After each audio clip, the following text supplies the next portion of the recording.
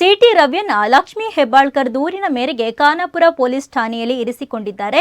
ಈ ಬಗ್ಗೆ ಮಾತನಾಡಿರುವ ಸಿಟಿ ರವಿಯವರು, ಪೊಲೀಸರು ನನ್ನನ್ನು ಸರಿಯಾದ ರೀತಿಯಲ್ಲಿ ನಡೆಸಿಕೊಳ್ಳುವುದಿಲ್ಲ, ನನ್ನ ಮೇಲಿನ ಯಾವ ಆಪಾದನೆಗಾಗಿ ನನ್ನನ್ನು ಇಲ್ಲಿಗೆ ಕರೆಸಿಕೊಂಡಿದ್ದಾರೆ ಎನ್ನುವುದು ಸ್ಪಷ್ಟವಾಗಿ ಹೇಳುತ್ತಿಲ್ಲ.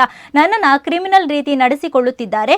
ನನ್ನ ವಿರುದ್ಧ 0 FIR ಕೂಡ ಪೊಲೀಸರು ದಾಖಲಿಸಿಲ್ಲ.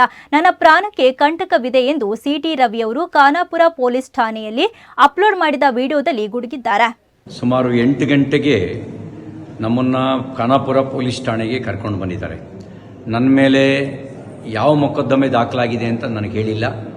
ನಾನು ಕೊಟ್ಟ ದೂರನ್ನು ಗಂಟೆಗಟ್ಟಲೆಯಿಂದ ಸ್ವೀಕಾರ ಮಾಡ್ದಲೇ ನಾನು 0 FIR ಹಾಕಿ ಅಂತ ಹೇಳ್ತಾ ಇದ್ದೀನಿ. ನಾನು ಕೊಟ್ಟ ದೂರನ್ನು ದಾಖಲಿಸ್ತಾ ಇಲ್ಲ. ಈಗ ಇಲ್ಲಿಂದ ಇನ್ನೆಲ್ಲಿಗೋ ಕರ್ಕೊಂಡು ಹೋಗುವಂಥ ಸಂಚು ನಡೆಸ್ತಾ ಇದ್ದಾರೆ. ಎಲ್ಲಿಗೆ ಕರ್ಕೊಂಡು ಹೋಗ್ತಾ ಇದ್ದಾರೆ ಅಂತ ಗೊತ್ತಿಲ್ಲ. ನನ್ನ ಜೀವಕ್ಕೆ ಅಪಾಯ ಇದೆ.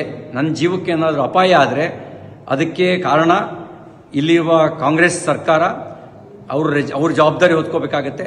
ನನ್ನ ವಿರುದ್ಧ ಸುಳ್ಳು ಸುದ್ದಿ ಹಬ್ಬಿಸಿ ಸುಳ್ಳು ಕಂಪ್ಲೇಂಟ್ ಕೊಟ್ಟು ನನ್ನನ್ನು ಕೊಲೆ ಮಾಡ್ತಕ್ಕಂಥ ಸಂಚು ನಡೆಸಿದ್ದಾರೆ.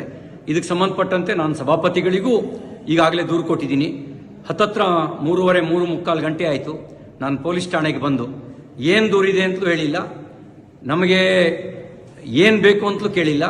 ಹೀನಾಯವಾಗಿ ನಡೆಸ್ಕೊಳ್ಳೋ ಕೆಲಸ ಮಾಡ್ತಾ ಇದ್ದಾರೆ. ಮತ್ತು ಇಲ್ಲಿಂದ ಎಲ್ಲಿಗೆ ಕರ್ಕೊಂಡು ಹೋಗ್ತಾರೆ ಅನ್ನೋದು ಕೂಡ ನನಗೆ ಸ್ಪಷ್ಟತೆ ಇಲ್ಲ.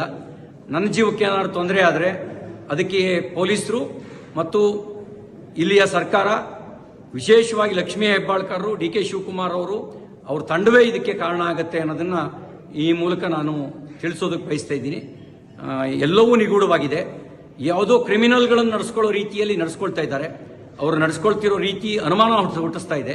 ಪ್ರತಿಯೊಂದು ನಡೆಯೂ ಕೂಡ ಅನುಮಾನಾಸ್ಪದವಾಗಿದೆ ಅವರು ನಡ್ಕೊಳ್ತಿರ್ತಕ್ಕಂಥ ರೀತಿ. ನಾನೊಬ್ಬ ಜನಪ್ರತಿನಿಧಿಯಾಗಿ ಮಂತ್ರಿಯಾಗಿ ಕೆಲಸ ಮಾಡಿದವನು. ನಾನು ಕೊಟ್ಟ ದೂರಿಗೆ 0 FIR ರಿಜಿಸ್ಟರ್ ಮಾಡಿ ಅಂತ ಹೇಳಿದ್ರೆ ಮೀನಾಮೇಷ ಎಣಿಸ್ತಾ ಇದ್ದಾರೆ. ಇದೆಲ್ಲವೂ ಅವರು ತುರ್ತು ಪರಿಸ್ಥಿತಿಯ ಕಾಲಘಟ್ಟದಲ್ಲಿ